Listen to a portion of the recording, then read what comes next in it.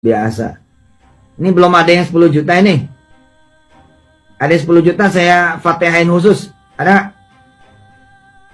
Yang 10 juta, 20 juta, ada? Saya fatihain khusus nih. Bismillah, difatihain sama 500 orang. Ada? Belum kelihatan nih, belum muncul. Yang 10 juta. Besok, Senin, eksekusi. Bismillah, atas nama orang tua dan keluarga. Kudu tambah lagi. Makasih Harun. Bisa menjadi penyejuk mata, penenang hati, ngademin pikiran, dan benar-benar hulu ke hilirnya, bukan kepalsuan dan hawa. Ini janji darimu ya Allah. Allah marhamna bil Quran, waj'alhu lana imama wa nura wa rahmah. Allahumma zakkirna minhu man nasina wa 'allimna. Assalamualaikum warahmatullahi wabarakatuh. Apa kabar Coffeezen semuanya? Semoga kita selalu dalam lindungan Allah Subhanahu wa taala. Coffeezen semuanya, teman-teman semuanya.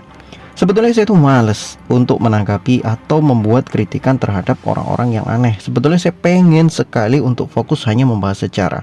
Tetapi ternyata perilaku-perilaku orang-orang yang mengatasnamakan agama, orang-orang yang banyak berbicara tentang agama, menggunakan agama sebagai topik pembicaraannya, justru semakin kesini semakin banyak yang nyeleneh. Contoh, Ucup Mancur. Nih, Ucup Mancur, lihat sendiri kelakuannya. Sekarang dia jual doa. Semiskin itukah kau Yusuf Mansur? Coba bayangkan, semiskin itukah kau saat ini Yusuf Mansur? Apakah tidak ada lagi orang-orang yang bisa kau manfaatkan sedekahnya sehingga engkau saat ini menjual doa yang kau patok harganya juga nggak masuk akal?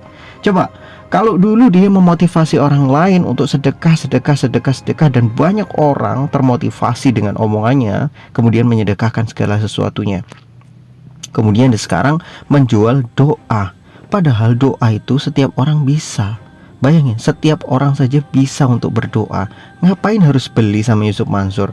Emang semustajab itukah doa Yusuf Mansur? Pakai saja logika. Jadi orang yang mau beli doa dari Yusuf Mansur itu sudah jelas-jelas bodohnya kuadrat, bahkan lebih dari kuadrat. Itu kuadrat dikali kuadrat berkuadrat-kuadrat gitu kan.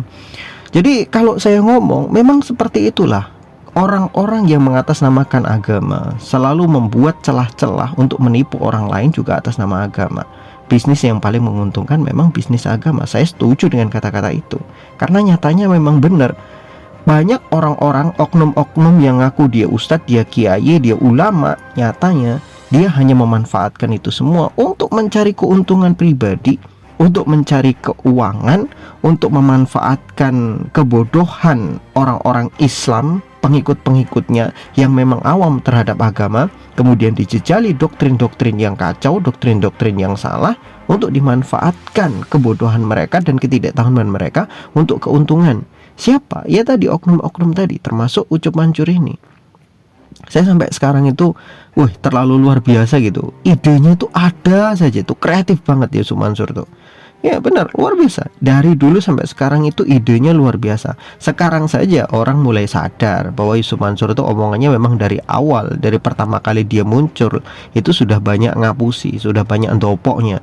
Tapi karena di masa itu orang berpikir, oh iya masa si ustadz katanya hafid Quran, punya pesantren yang berfokus untuk penghafal Quran, masa sih ia mau nipu? Zaman dulu begitu. Tapi setelah sekian banyak kasus-kasus penipuan yang dilakukan oleh oknum-oknum yang ngakunya ustadz, yang ngakunya kiai, kita makin kesini semakin sadar bahwa banyak orang-orang yang sebetulnya adalah jahilun mutlak, orang yang bodohnya mutlak, tapi mereka itu belajar agama sedikit-sedikit, kemudian menjadikan pengetahuannya yang sedikit itu sebagai pompa untuk mengeruk keuntungan, ya memompa keuntungan sebesar-besarnya bagi dia dari umat Islam. Padahal pengetahuannya sangat-sangat minim sekali.